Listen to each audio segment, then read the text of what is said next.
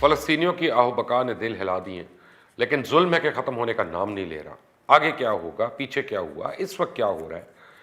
یہ سوالات امت مسلمہ کی بے بسی کا منہ چڑھا رہے ہیں۔ مسلمانوں کا قبلہ و کعبہ سعودی عربیہ میں ہے، لیکن فلسطینیوں کے حق میں آواز ترکی سے بلند ہوئی، پاکستان سے ہوئی، ملیشیا سے ہوئی۔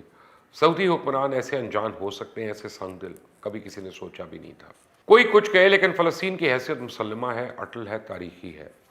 57 مسلم ممالک کچھ نہ صحیح، کم از کم صہیونیوں کا تیل اور پانی تو بند کر سکتے تھے۔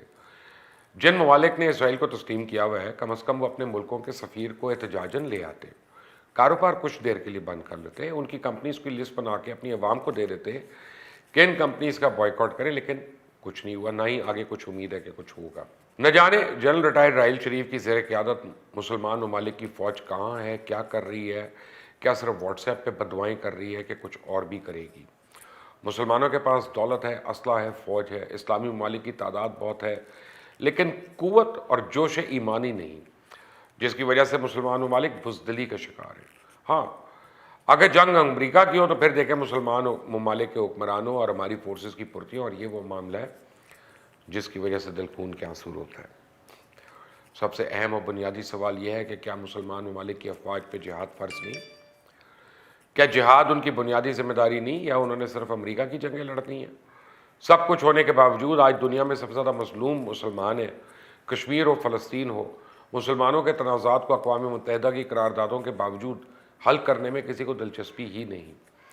مسلمانوں کی مقدس ہستیوں کی گستاخی وہاں ایک معمول بن چکا ہے، کیونکہ انہیں معلوم ہے کہ مسلمان ممالک نے اس کے جواب میں اگر زیادہ کچھ کیا تو چند ایک مذمتی بیانات آ جائیں گے، یا اپنے ہی ملک میں کوئی بس چلا دیں گے، رکشہ چلا دیں گے، توڑ پھوڑ کر دیں گے، اور یہ مسلمانوں کے بدترین زوال کا دور ہے۔ افسوس تو اس بات کا ہے کہ ہیومن رائٹس کے چیمپئن کہلانے والے امریکن ڈیموکریٹس چپ سادے ہوئے ہیں، کیونکہ جو بائیڈن ایک بار پھر مظلوموں کے بجائے ظالموں کے ساتھ کھڑے ہو گئے، اور اسرائیل کی فلسطین میں بربریت پر مذمت کرنے کی بجائے الٹا حماس کی مذمت کر رہے ہیں۔ اس سے آپ اندازہ لگا لیں کہ جو بائیڈن نے نیتن یاہو سے رابطہ کیا، کہ جس میں اسرائیل کی کھل کر حمایت کی اور اپنی بھرپور حمایت کا یقین دلایا، اب دوسری جانب بائیڈن نے فلسطینی اتھارٹی کے صدر محمود عباس کے ساتھ بھی رابطہ کیا، لیکن یہاں اسرائیلی بربریت کے خلاف ایک لفظ نہیں کہا، نہ شہادتوں پہ غم و رنج کا اظہار کیا، نہ مساجد، پناہ گزین کیمپس، نیوز ایجنسیز کے دفتر پہ بمباری کا افسوس کا اظہار کیا۔ اس سے زیادہ دوہرا معیار کیا ہو سکتا ہے؟ ویسے یہ ظلم کا سلسلہ نیا ہے، نہ ہی مسلم دنیا کی بھیانک خاموشی کوئی انوکھی بات۔ عالمی طاقتوں کی طرف سے اس جاریت اور ظلم کو اسرائیل کا حق دفاع قرار دینا ایک اچنبے کی بات نہیں ہے۔ آپ دیکھیں صرف آج غزہ کے علاقے پہ صہیونی طیاروں نے 60 فضائی حملے کیے، جس میں 10 فلسطینی شہید ہو گئے۔ اب تک بمباری سے شہداء کی تعداد 181 ہو گئی ہے۔ شہداء میں 52 بچے اور 23 خواتین بھی شامل ہیں۔ صہیونی فورسز کی جانب سے حماس چیف یحییٰ کے گھر کو بھی نشانہ بنایا گیا۔ اسرائیل نے اقوام متحدہ کے فلسطینی کیمپ پہ بھی بمباری کی، اور غزہ میں اب کوئی جگہ محفوظ نہیں رہی۔ کل تو صہیونی نے غزہ میں الجزیرہ اور AFP کے دفتر بھی اڑا دیا۔ کسی کی آزادی رائے متاثر ہو، نہ ہی دنیا میں صحافت کا درد جاگا۔ اس حوصلے کی واحد وجہ بین الاقوامی برادری کی خاموشی، اور خاص طور پہ عرب اور باقی مسلم دنیا کی طرف سے ایک مؤثر اقدام کا فقدان ہے۔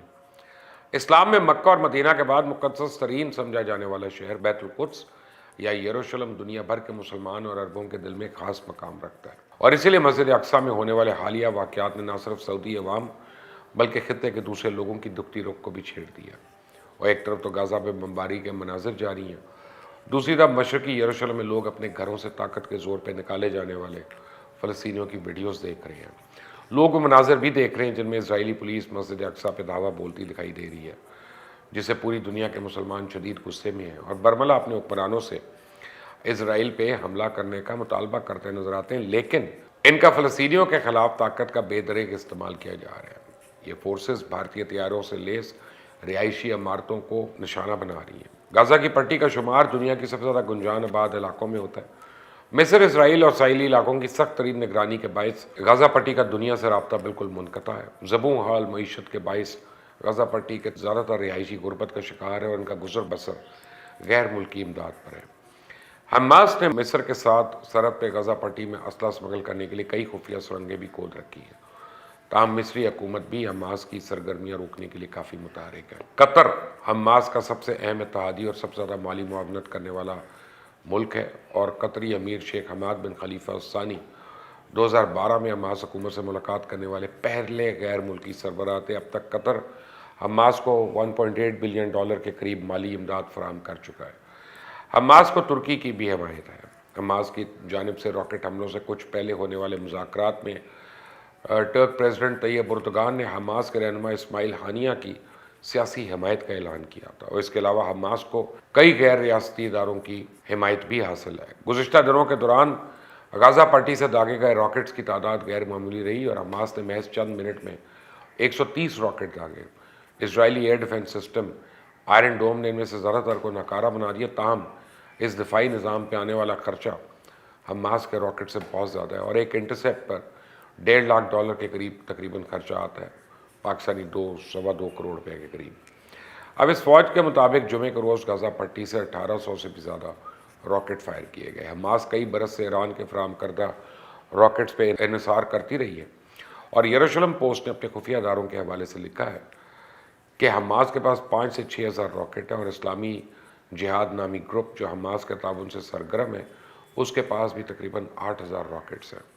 غزہ میں ایرانی راکٹ سوڈان اور مصر کے ذریعے اسمگل کیے جاتے تھے، تاہم سن 2019 میں سوڈان سے عمر البشیر کے اقتدار کے خاتمے کے بعد یہ کام مشکل ہو چکا ہے۔ کہا جاتا ہے حماس اب بیرونی تعاون کے ساتھ اپنے زیادہ تر میزائل غزہ پٹی میں ہی بنا رہی ہے۔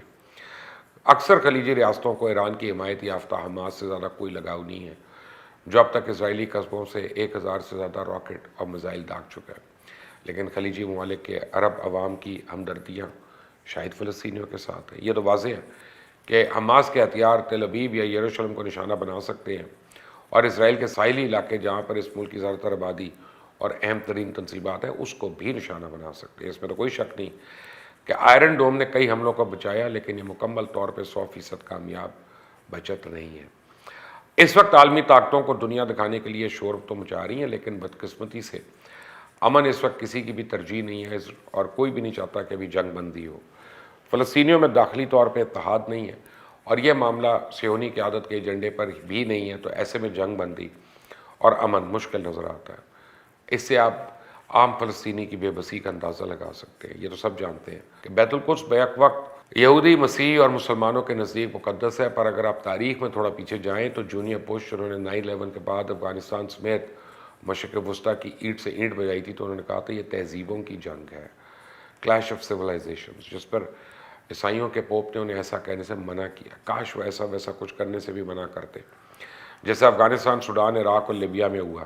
اس سے پہلے senior Bush new world order پیش کر چکے تھے، اور تب سے ان کی نظر بیت المقدس پر تھی، جہاں آج ایک اور ڈیموکریٹ جو بائیڈن کے ہوتے ہوئے خون کی ہولی کھیلی جا رہی ہے۔ بیت المقدس پر قبضے کی خواہش نے یہودی اور مسیحیوں کو ایک کر دیا، اور مسلمان کب ایک ہوں گے یہ ایک سوالیہ نشان تمام مسلمانوں کو منہ چڑھا رہا ہے۔ کشمیر ہو یا فلسطین، ظالم اور اس کا ظلم ساری دنیا کے سامنے ہے۔ نشانہ اسلام اور مظلوم مسلمان جن کا قتل عام ہو رہا ہے۔ کوئی گھر، کوئی مسجد محفوظ نہیں۔ ایک طرف ظلم کرنے والے بھارت اور دوسری طرف اسرائیل، کشمیریوں یا فلسطینی یہ وہ بے حسی کے شکار دنیا کی طرف دیکھ رہے ہیں۔ ظالم کا ظلم بڑھتا جا رہا ہے، مظلوم کا خون بہتا جا رہا ہے، لیکن مسلم امہ 50 سے زیادہ مسلمانوں کے ممالک خاموش تماشائی بنے بیٹھے ہیں۔ کسی میں ہمت نہیں کہ ظالم کا ہاتھ روکے، مظلوم کی مدد کرے۔ مجھے اپنی رائے ضرور دیں۔ اس چینل کو سبسکرائب کریے گا، بیل آئیکن کو پریس کریے گا۔ اللہ حافظ۔